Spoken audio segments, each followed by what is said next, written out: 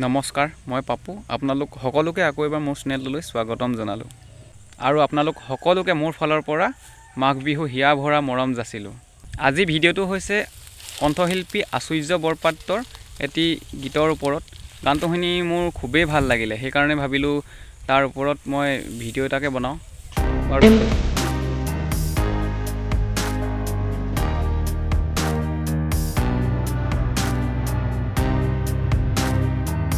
আচুৰ্যদাই কিন্তু মজা দিছে, বিহুৰ সময়ত বিহুৰ গীত উলিয়াইছে, ভাল কৰিছে। তেওঁ বহুত ওপৰলৈ যাওক তাৰে আশা।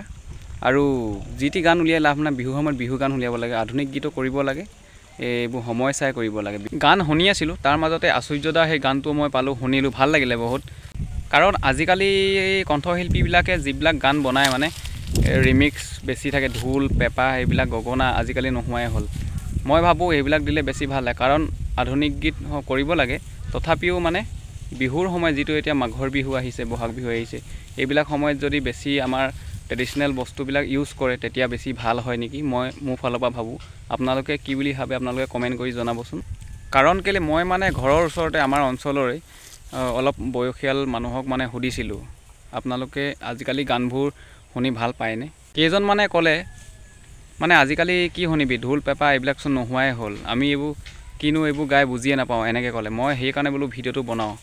বিহু ছিজনত এতিয়া বিহু গান যদি আপুনি ঢোল পেঁপা গগনাত সেনেকুৱা ধৰণৰ যদি এই বিহু গান উলিয়াই তেতিয়া বেছি চলিব নেকি। যিহেতু এজন বৰ ধনী মানুহ বা বিখ্যাত ব্যৱসায়ী, এনেকুৱা মানুহে প্ৰায় মানে তেওঁলোকৰ হাতত সময় নাথাকে, আৰু যিবোৰ গান শুনে বা কিবা চিনেমা চাই কিবা মানে সাধাৰণ যিখিনি জনতা সেইখিনিয়েহে আপোনালোকৰ গান শুনিব বা চিনেমা চাব।